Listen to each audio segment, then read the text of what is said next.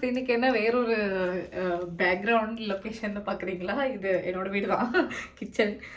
இன்னைக்கு நம்ம வந்து ஏர் ஃப்ரையரோட அன்பாக்சிங் ரிவ்யூ அப்புறம் ஒரு ரெசிபி பண்ணி தான் பார்க்க போறோம். எண்ணெயே இல்லாமல் வறுப்பது எப்படி என்னென்ன சொல்றோம் பாருங்க, கம்பி கட்டுற கதையெல்லாம் எடுத்து போடுறாங்க அப்படிங்கிறதா இன்னைக்கு வந்து உங்களுக்கு காமிக்க போறேன். இந்த ஏர் ஃப்ரை என்னன்னு எனக்கு ரொம்ப நாள் தெரியாது, இப்பதான் தெரியும். ரீசெண்டா நிறைய ரெசிபிஸ்லாம் யூடியூப்ல ஏர் ஃப்ரையர் ரெசிபி அப்படின்னு பாக்குறப்போ, ஏர் ஃப்ரையர் மெயினா இருக்கு அப்படின்னு பாத்தீங்கன்னா ஒரு ஹெல்த்தி லைஃப் ஸ்டைலுக்காக தான். நம்ம எண்ணெயில இதெல்லாம் வறுத்து எடுக்கிறோமோ அது எல்லாமே வந்து இதுல வந்து போட்டு நம்ம வந்து பேக் பண்ணி எடுத்துக்கலாம்.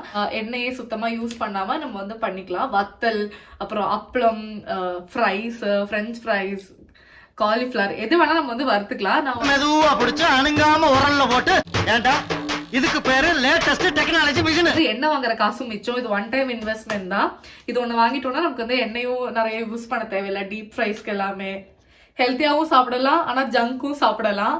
நல்ல ஒரு ஆப்ஷன் தானே, அதான் நானும் வாங்கியிருக்கேன். சரி, இந்த ஃபர்ஸ்ட் நம்ம அன்பாக்ஸ் பண்ணி இது எப்படி இருக்கு அப்படிங்கறத பார்க்கலாம். இது வந்து 2 கார்ட்ஸ் தான், ரொம்ப பெருசெல்லாம் கிடையாது. சதக்குன்னு ஃபர்ஸ்ட் கட் பண்ணுவோம்.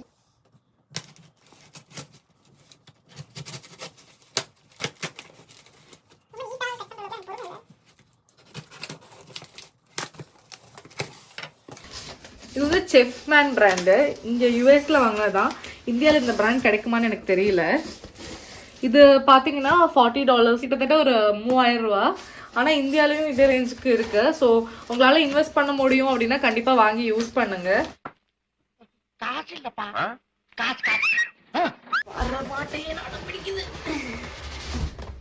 ஆஹா, இந்த மாதிரிலாம் நம்மளும் பண்ணலாம். நிறைய ரெசிபிஸ்லாம் ட்ரை பண்ணுவோம் இதுமே. ஆக்சுவலி இந்த ஏர் ஃப்ரையரில் பண்ணுறது மாதிரி தான் ஓவன்லேயும் நம்ம வேணால் பண்ணிக்கலாம். பட் இப்போ ஏதாச்சும் எனக்கு ஒரு 2 ஐட்டம் 3 ஐட்டம் தான் பண்ணணும் அப்படின்னா ஓவனில் அந்த ஒரு இவ்வளோ பெரிய ஓவன் வந்து ஹீட் ஆகணும். இது ஃபுல்லாகவே ஹீட் ஆகுறதுக்கு நிறைய கரண்ட் தேவைப்படும். நான் ஃபுல்லாக ஜாமா போட்டு வச்சிருக்கேன் அதுக்குள்ளே என்னோட பாத்திரம்லாம். ஸோ அதுக்காக தான் என்னால் ஒவ்வொரு தடவை எடுத்து பண்ண முடியல. ஓ, நம்மளோட ஏர் ஃப்ரையர் வந்துச்சு.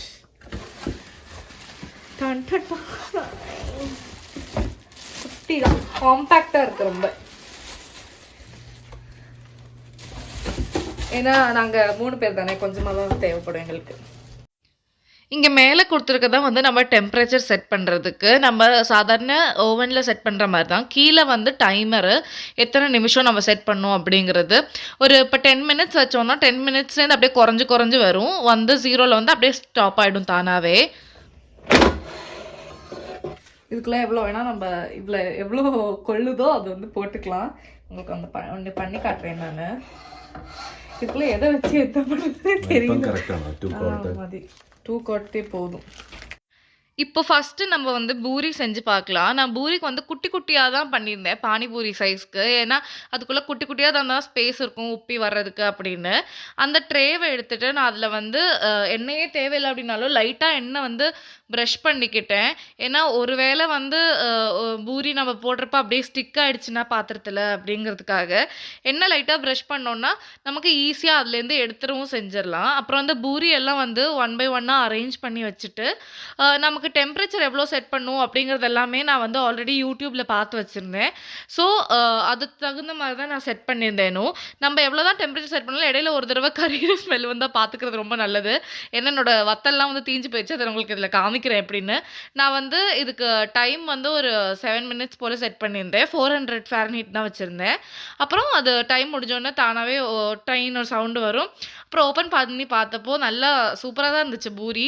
அப்படியே நம்ம எண்ணெயில் வறுக்கிற மாதிரி உப்பி வராது, பட் ஓரளவு நல்லா மொறுமொறுன்னு நல்லா தான் இருக்கும் பூரி. டேஸ்ட்டாகவும் இருந்துச்சு. ரொம்ப அப்படியே வித்தியாசம்லாம் தெரில.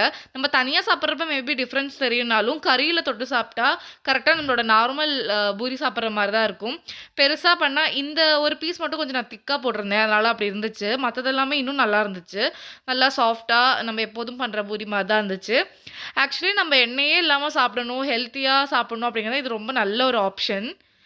இப்போ நீங்கள் பார்க்குறது வந்து சிக்கன் ஃப்ரை. இது வந்து நான் சிக்கன் பாப்கார்ன் மாதிரி சும்மா பிரெட் கிரம்ஸ் அதெல்லாம் போட்டு ஏர் ஃப்ரையரில் எப்படி வருது அப்படின்னு பார்க்கறதுக்காக பண்ணேன். ரொம்ப நல்லா வந்துச்சு இது. வத்தல் தான் வந்து டெம்பரேச்சர் தப்பாக பண்ணனால சொதப்பிருச்சு. அதை நம்ம கேர்ஃபுல்லாக பண்ண எண்ணெயில் வறுக்கிற மாதிரி கிடையாது. ஸோ அதை தூக்கி அப்படியே குப்பையில் கொட்டிட்டேன், வாயில் வைக்க முடியல. அப்புறம் கரெக்டாக நான் திறந்து பார்த்து பண்ணனால இதுவே கொஞ்சம் நல்லா வந்துச்சு. எண்ணெயில் வறுக்கிற மாதிரி அப்படியே இருக்காது, ஆனால் நல்லா கிறிஸ்பியாக நல்லா தான் இருக்கும் பாருங்கள்.